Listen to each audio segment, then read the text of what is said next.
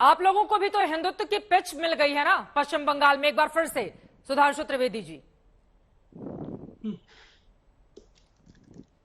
देखिए, मैंने अभी चित्रा जी क्या बोला, हिंदुत्व हमारे लिए पिच नहीं है, वो इस देश का राष्ट्रीय सनातन राष्ट्र का सनातन प्रतीक है और वह एकमात्र विचारधारा है जिसकी वजह से अगर मैं आपसे पूछूं कि दुनिया में एक देश बताइए जहां इस धरती पे पाए जाने वाले सारे धर्म पाए जाते हो तो वो सिर्फ भारत है। एक देश बताइए जहां इस्लाम के सारे फिरके पाए जाते हो तो वो सिर्फ भारत है। एक देश जहां यहूदियों के साथ अन्याय नहीं हुआ वो सिर्फ भारत है। और इसलिए चूंकि यहां की संस्कृति हिंदू है और हिंदू बाहुल्य है, इसलिए इवन देश के जो हिस्से हिंदू माइनॉरिटी में आ जाते हैं वहां दूसरा धर्म नहीं रह पाता है। बताइए, कश्मीर मेजॉरिटी हो गया, मुस्लिम मेजॉरिटी, आज बताइए 4 फिरके होते थे ना इनके सूफियों के, हैं चारों, नक्शबंदी, सोहरावर्दी, चिश्ती और कादरी, बता दे कहां है, खत्म। और जो इलाके बंगाल के मुस्लिम बाहुल्य हो गए, खत्म।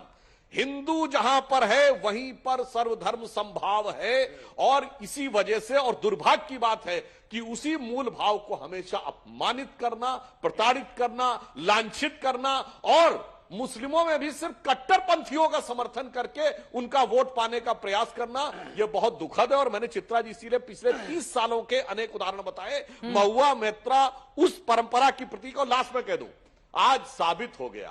याद करिए, ममता जी चुनाव के दौरान बोली थी ना मंच से, जयंती मंगला काली भद्रकाली कपालिनी दुर्गा क्षमा शिवा धात्री स्वाहा सदा नमोस्तुते।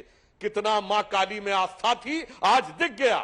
सिर्फ वो चुनावी भाषण था, सिर्फ चुनाव में जनता का समर्थन लेने के लिए मां काली का मंत्र मंच से बोला गया था, चंडी पाठ किया गया था। और आज अगर रंच मात्र भी उनके मन में वो विश्वास होता तो तत्काल कम से कम पार्टी से तो निष्कासित कर ही सकती थी, नहीं तो कारण बताओ नोटिस तो दे ही सकती थी, नहीं तो कुछ महीनों के लिए तो निलंबित कर ही सकती थी। ठीक है, मैं मानव जायसवाल से इसका जवाब ले लूंगी, क्योंकि नंदीग्राम में जिस जगह से चंडी पाठ का सबसे पहले उन्होंने पाठ करना शुरू किया था, मेरी वहां पर मौजूदगी थी। अब इस सवाल के साथ मैं मानव आपके पास आऊंगी, लेकिन उसके पहले विष्णु जैन जी, फिर मैं फौरन आपके पास आती हूं। विष्णु जैन जी, चूंकि महुआ मोइत्रा ने एक बार यह भी कहा था कि जैन लड़का घर से छिपकर काढ़ी कबाब खाता है और तमाम तरह के उनके विवादास्पद बयान रहे हैं, जिसकी पूरी फहरिस्त इस वक्त निकालकर मैंने रखी हुई है आज तक की रिसर्च टीम ने।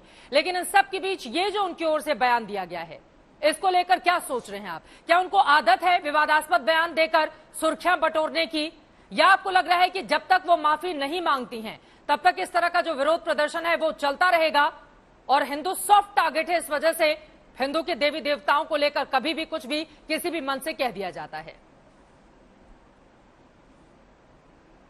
देखिए चित्रा जी, जिस तरह से टीएमसी की सांसद ने ये बयान दिया है, मुझे लगता है ये आईपीसी की धारा 153A का उल्लंघन है, 295A का उल्लंघन है। उनके खिलाफ सख्त से सख्त कार्रवाई होनी चाहिए, ऑफेंस दर्ज होना चाहिए, एफआईआर दर्ज होनी चाहिए और पुलिस को इन्वेस्टिगेशन करके चार्जशीट सौंपनी चाहिए। पर मैं एक बात ये कहना चाहता हूं कि जिस तरह से पिछला ट्रेंड हम देख रहे हैं, जो काशी के केस में डिबेट शुरू हुई थी और आज तक इन सारे केसेस में, आप सारी डिबेट्स में देखेंगे, हम चीख चीख के सारे चैनलों पे कहते रहे वो शिवलिंग है और एक पक्ष ने हमारी बात को सुनने के बजाय उसका मजाक उड़ाया, उसको फव्वारा कहा। और कितना, मैं तो यहाँ पे वो बातें भी नहीं बोलना चाहता हूं, कितने मौलाना ने उसको बोला कि आप लोग लिंग की पूजा करते हैं, हमारी आस्थाओं का, हमारी पूजा पद्धति का, हमारी परंपराओं का मजाक उड़ाया, ओपन लाइव चैनल पे मजाक उड़ाया, ठेस पहुंचाई हम सबको।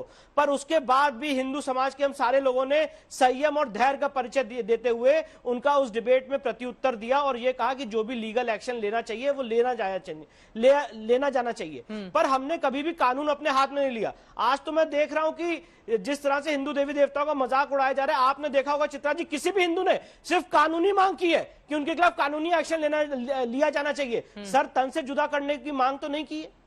पर यहां पे मैं देखता हूं कि अगर नुपुर शर्मा ने जो बयान दिया, तो जिस तरह की लॉलेसनेस इस देश में क्रिएट की गई, सर तन से जुदा करने की धमकी दी गई, रेप करने की धमकी दी गई, पूरे परिवार को मारने की धमकी दी गई, जो लोग समर्थन कर रहे थे उनको गला काट दिया। मैं तो आज हैरान हूं कि आपने इस देश को लॉलेसनेस की आग में झोंक दिया है और किसी भी मुस्लिम पार्टी या जो भी मतलब मुस्लिम समर्थक लोग हैं या मुस्लिम समाज के लोग हैं, किसी ने एक शब्द उसके खिलाफ कोई बात नहीं कही कि नहीं इसको रोका जाए। आपने कानून को अपने हाथ में ले लिया। नुपुर शर्मा ने जो कहा है सही है गलत है, मैं उसमें नहीं जा रहा हूं, पर सवाल ये उठता है कि आप कम से कम आप कानून को अपने हाथ में कैसे ले सकते हैं? उसकी जांच करेंगे। कोर्ट देखेगी और कोर्ट को सही लगेगा तो उसको जो भी सजा होगी वो देगी या एक्विटल करेगी। पर आपने तो कानून अपने हाथ में ले लिया है, आपने तय कर लिया है कि सर तन से जुदा किया जाना चाहिए। ये चीज क्या सभ्य समाज का नजरिया हो सकता है?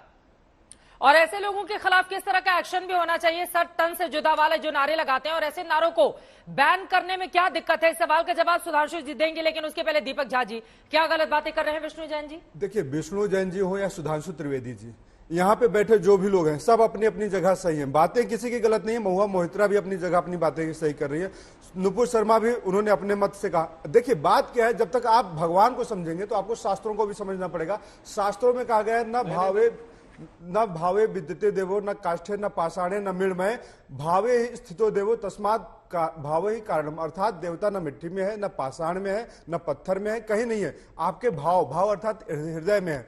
हमारे शास्त्रों में शैशव भी है, वैष्णव भी है, और अघोर तंत्र भी है, तांत्रिक भी है, यंत्र भी है, मंत्र भी है। तो सबकी अपनी अपनी पूजा पद्धति है, अपने अपने खाने पीने का विचार है। तो अगर आप महुआ मोहित्रा को गलत कर सकते हैं तो कहिए, कोई दिक्कत नहीं है। लेकिन बात आज ये आ जाती है कि आपका धर्म जो है, आपका सनातन धर्म इतना विस्तृत है, इतना विचार की जो राजनेता यहाँ पे बैठ के धर्म की मतलब विस्तृत है, बहुत बड़ा है, इसलिए कहीं भी कुछ भी कह दिया जाए। आप समर्थन कर रहे हैं इसका? मैं समर्थन के बयान का समर्थन कर रहे हैं, मेरे को इसका समर्थन करने का भी अधिकार देता है और निंदा करने का भी अधिकार देता है, तो मैं इसको समर्थित करता हूं।